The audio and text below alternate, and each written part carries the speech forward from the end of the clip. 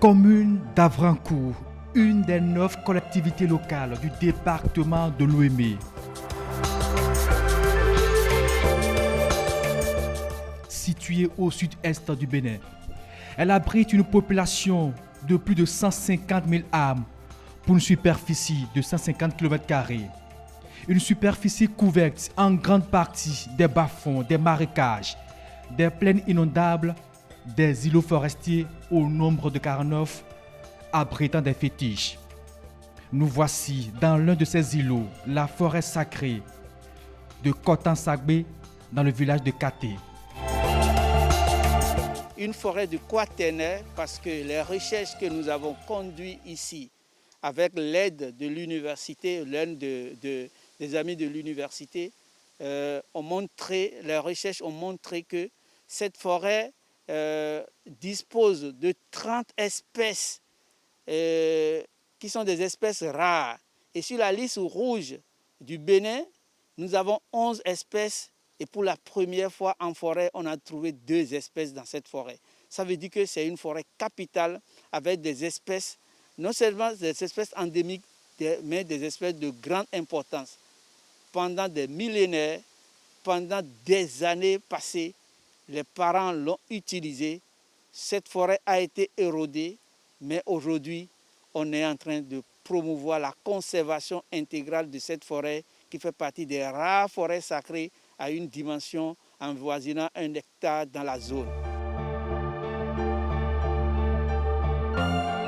Restaurer cette forêt sacrée et sauver la richesse floristique, une tâche de protection qui, par enchantement, a reçu l'aval de la communauté, une action portée par Grab ONG.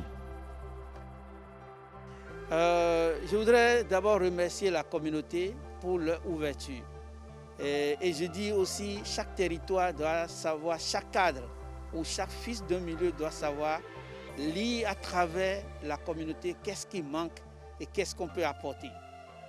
De ma formation, je suis naturaliste. Et je me suis intéressé à l'environnement à travers ma formation de géographie. Et la nature voulant, je suis devenu ingénieur en gestion communale et communautaire.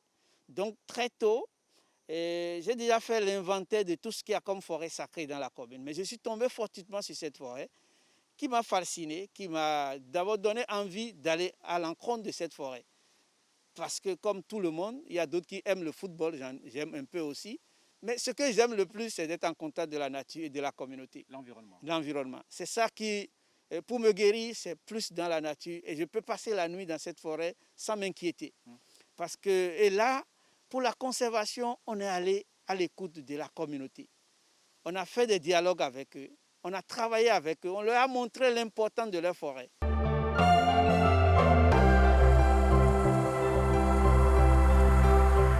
Une importante quantité de ressources naturelles gracieusement offertes par la nature aux humains.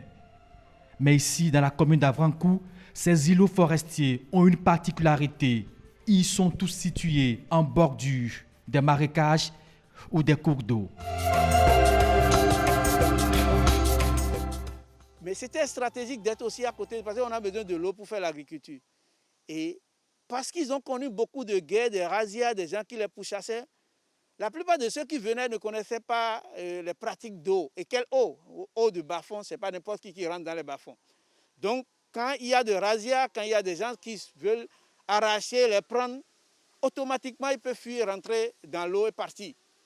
Et vous rentrez dans la forêt, vous ne verrez personne. Donc, c'était stratégique pour nos grands-parents.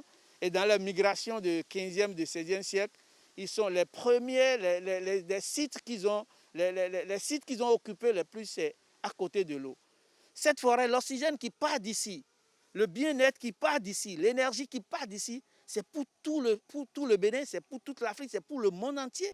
Ces forêts constituent des lieux d'éducation, de conservation des espèces endémiques. Elles regorgent aussi de la faune menacée, des espèces rares, le sacré au service de la nature.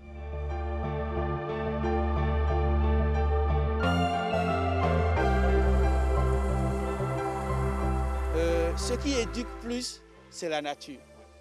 J'ai souvent dit à des jeunes qui me suivaient dans la nature, je dis, personne ne vous discipline, c'est la nature qui le fait. Quand tu marches n'importe comment, il y a les épines qui t'arrêtent, il y a quelque chose qui te coupe, on ne marche pas n'importe comment dans la forêt. C'est ça le sacré? Le sacré aussi, c'est des règles. Quand on dit que c'est sacré, si les dignitaires t'autorisent à dire, voilà, tu as accès à tel lieu, tu as accès à tel lieu, on les suit. Moi, je ne viens pas pour désacraliser ce qu'ils font. Je viens pour conserver le sacré qu'ils ont. Mais au milieu de tout ça là, ce qui m'intéresse, c'est le vivant.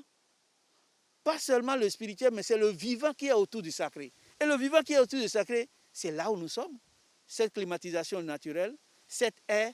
Et chaque plante dégage quelque chose qui guérit, qui protège et qui soigne. Il y a beaucoup d'autres plantes.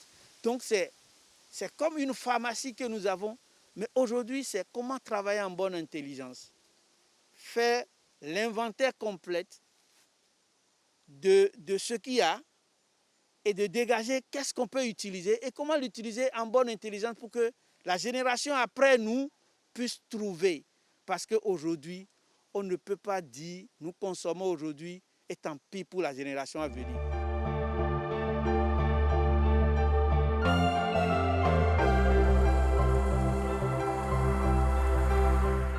Aller dans la forêt, c'est aussi aller s'éduquer. Aller apprendre. Ah oui, aller apprendre. Aller apprendre. Je vais même conseiller aux parents, quand les enfants vont atteindre un âge, ils n'ont qu'à aller faire un tour dans une forêt, je ne dis pas forêt sacrée, dans une forêt quelconque, pour apprendre aux enfants à se maîtriser. Parce que ici, quand vous rentrez dans cette forêt, vous marchez n'importe comment, c'est des lianes qui vous attendent pour dire, monsieur, attention, on ne marche pas n'importe comment ici. Parce que vous devez maîtriser votre sens, savoir là où vous mettez les pieds et où vous allez, et vous allez contrôler au fur et à mesure. Sinon, vous tombez sur des épines et ça vous met dans les pieds, vous serez obligé d'arrêter. Donc, c'est aussi un lieu d'éducation.